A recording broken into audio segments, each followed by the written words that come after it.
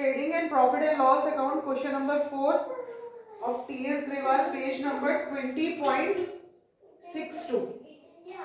Page number 20.62. From the following trial balance of Shraddha as on 31st March 2021, prepare trading and profit and loss account for the year ended 31st March 2021. Okay? तो आपको capital दे रखी है, drawings मैंने पहले ही जितनी भी आपकी entries trial balance में दे रखी थी सारी आपकी trading profit and loss account और बैलेंस शीट में फिल कर दिया. Capital, drawings, sales, purchase, stock, return outward, carriage inward, wages, power, machinery, furniture, rent, salary, insurance, 8% bank loan, creditors, debtors, cash in hand, that's it. तो अब हम इसके start करते हैं, एडजस्टमेंट्स करनी और इस क्वेश्चन की स्टार्ट करते हैं. ठीक है, सबसे पहले आपको दे रखा है क्लोजिंग स्टॉक 64,000. क्लोजिंग स्टॉक कितना दे रखा है? 64,000. तो एक क्लोजिंग स्टॉक आएगा आपका बैलेंस शीट में असेट साइड में, क्लोजिंग स्टॉक 64,000 और एक आ जाएगा यहाँ पे आपका ट्रेडिंग अकाउंट में बाय क्लोजिंग स्टॉक 64,000. उसके बाद नेक्स्ट एंट्री में आपको दे रखा है वेजेस आउटस्टैंडिंग 2,400. वेजेस आपकी कितने से आउटस्टैंडिंग है? 2,400 से. तो वेजेस में ऐड कर देंगे आउटस्टैंडिंग वेजेस 2,400 और हमारे आउटस्टैंडिंग वेजेस कहाँ जाएंगे? लायबिलिटी साइड में आउटस्टैंडिंग वेजेस 2,400. तो आपका वेजेस का टोटल हो गया 6,400. नेक्स्ट आपकी एडजस्टमेंट क्या दे रखी है? Bad debts 600. ठीक है, बैड डेट्स कितने दे रखे हैं? 600. ठीक है, यहां से रिड्यूस कर देते हैं. Bad debts 600. बट हमारे पास इन बैड डेट्स के साथ एक और एडजस्टमेंट दे रखी है, provision for doubtful debts to be 5%. तो जो हमारे डाउटफुल डेट्स है उसके ऊपर हम प्रोविजन बनाएंगे 5% का. तो हमारे डाउटफुल डेट्स कितने? 20,000. डाउटफुल डेट्स कितने? 20,000. तो लेस कर देते हैं इसमें से प्रोविजन 5%. तो 20,000 का 5% हो जाएगा 1,000.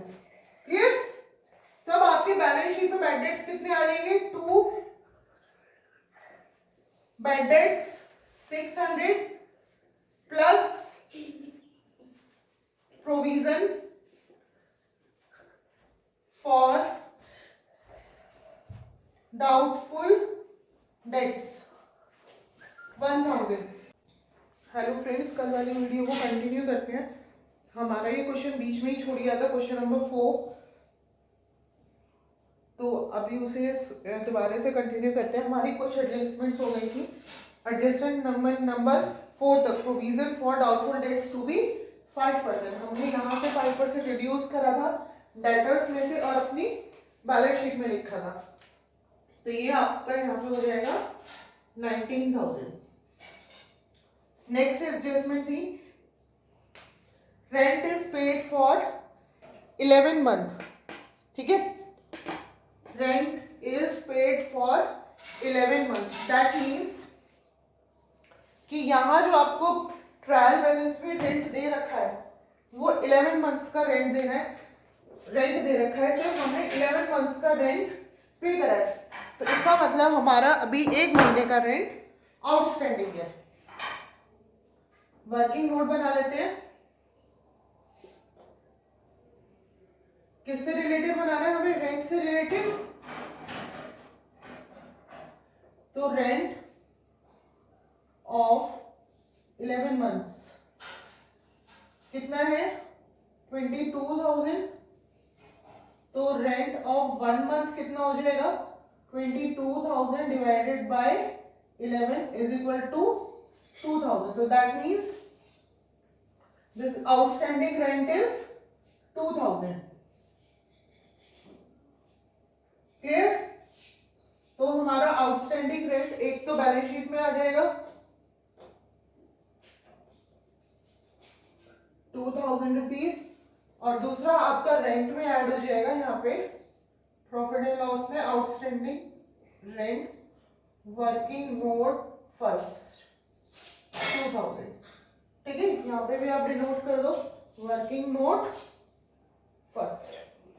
Okay, next is insurance premium is paid per annum ended 31st May 2018. बड़ा अच्छा सा पॉइंट है, ध्यान से सुनना. Insurance premium is paid per annum. हम हर साल का इंश्योरेंस प्रीमियम पे कर देते हैं. इंश्योरेंस प्रीमियम आपका एडवांस में पे होता है. ठीक है, तो उन्होंने कब तक का पे कर रखा है 31 मई तक का इंश्योरेंस प्रीमियम पे कर रखा है. ठीक है, इंश्योरेंस प्रीमियम कब तक का पे कर रखा है 31 मई तक का. दैट मीन्स कि 1 जून से लेकर 31 मई 2018 तक हमने इंश्योरेंस प्रीमियम पे कर रखा है. बट हमारा जो फाइनेंशियल ईयर है, फाइनेंशियल ईयर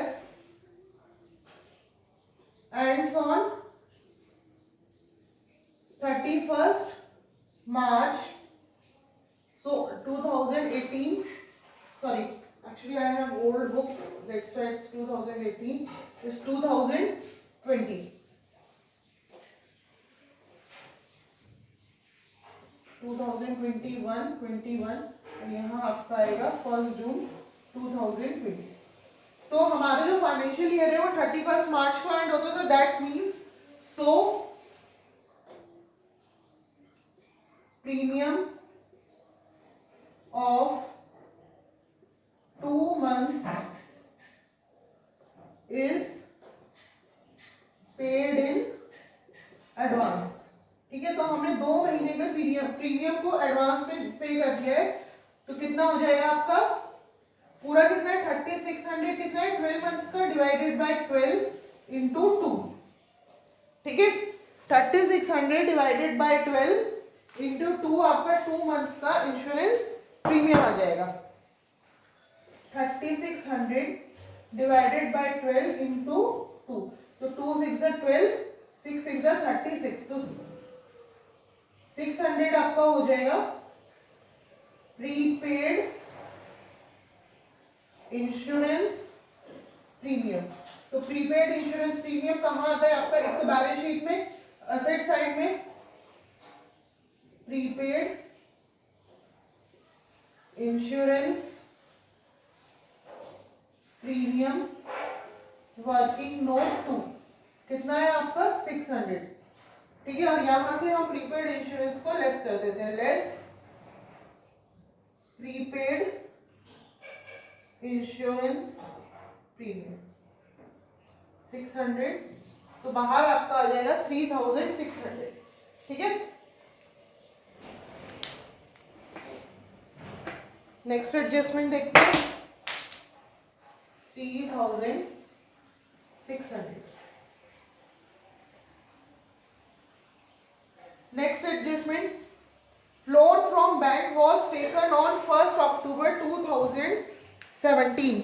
बैंक से एक लोन लिया है, कब लिया है 1 अक्टूबर 2000 में. ठीक है, थर्ड वर्किंग नोट देखते हैं. Interest on bank loan. Bank loan पे इंटरेस्ट कैलकुलेट करते हैं. बैंक लोन कितना है, बैंक लोन इज 25,000. कितना परसेंट इंटरेस्ट है इंटू 8%. लिया कब है आपने बैंक लोन आपने बैंक लोन लिया है, लोन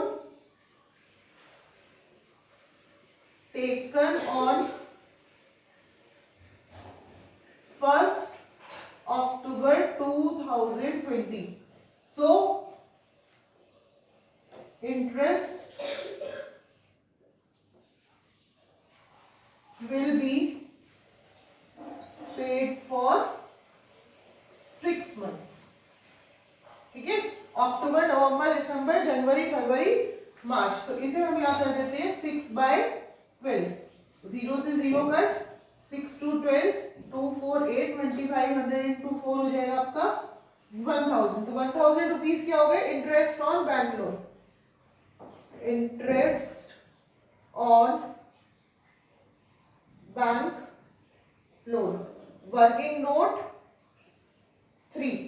ठीक है, ये आपका वर्किंग नोट 3 था, तो यहां से आपका अमाउंट आया 1000. और हम इंटरेस्ट ऑन बैंक लोन अपना प्रॉफिट एंड लॉस में भी डाल देते हैं. टू इंटरेस्ट ऑन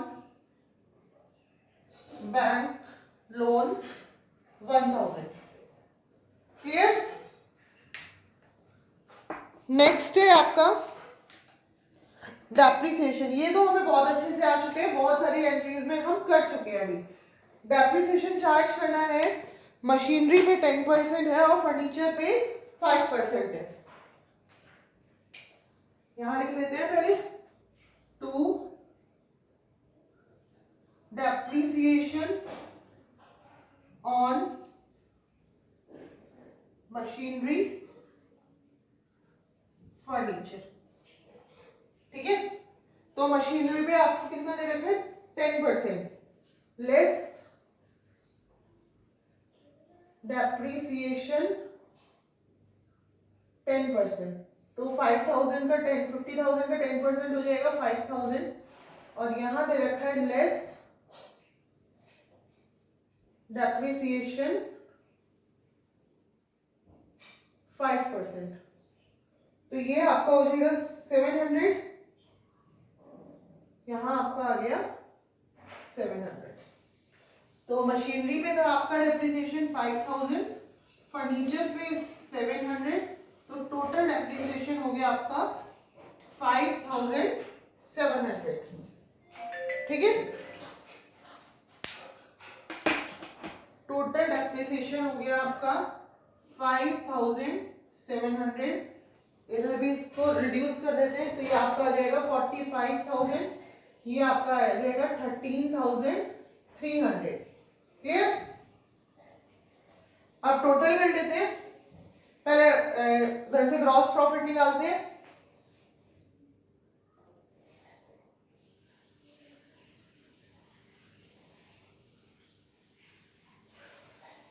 तो ये आपका टोटल आएगा 2,19,000. This is also 2,19,000. मैं यहाँ लिख भी देती हूँ. ट्रेडिंग के डेबिट अकाउंट का क्रेडिट अकाउंट का बैलेंस आया 2,19,000 और डेबिट साइड का बैलेंस आया, एक बार कैलकुलेट कर लेते हैं.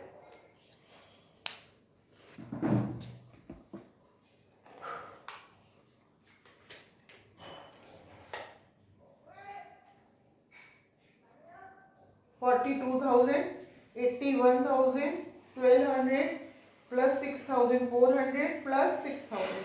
तो ये आपका आ गया 1,36,600. इसमें से क्रेडिट साइड को लेस कर दें 2,19,000. तो ये आपका आ गया 2,25,000 will be your gross profit. 2,25,000 is your gross profit.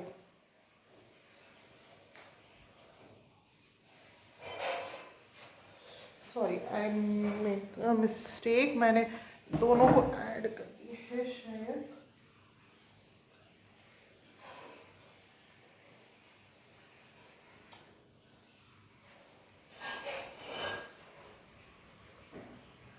It's 82,400. मे भी शायद कैलकुलेटर में कुछ प्लस माइनस कुछ एक आध जीरो ज़्यादा कम कुछ ऐसा हो गया होगा. 82,400 will be your gross profit.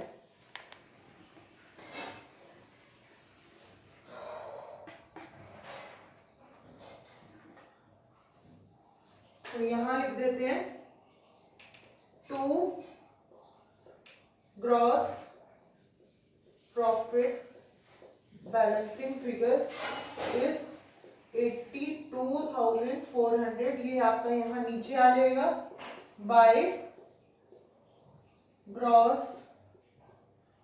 Profit 82,400. अब नेट प्रॉफिट कैलकुलेट कर लेते हैं. तो प्रॉफिट एंड लॉस अकाउंट का क्रेडिट बैलेंस आएगा आपका 82,400. डेबिट बैलेंस और टोटल कर लेते हैं 24,000 प्लस 15,000 प्लस 3,000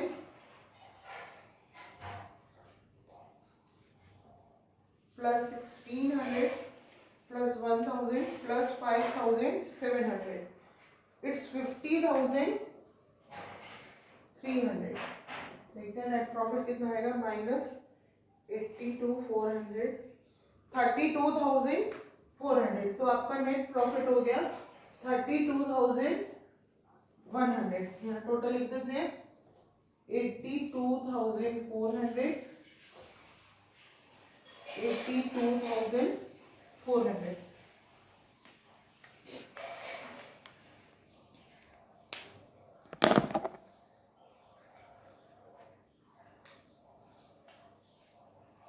तो यहाँ टू नेट प्रॉफिट 32,100. इसे हम ऐड कर देंगे अपने कैपिटल में plus net profit 32,100. Clear. Add कर लेते हैं, देखते हैं क्या आंसर आता है. 80,000 प्लस 32,100 माइनस 18,000. तो कैपिटल आपकी आ गई 94,100. टोटल कर लो.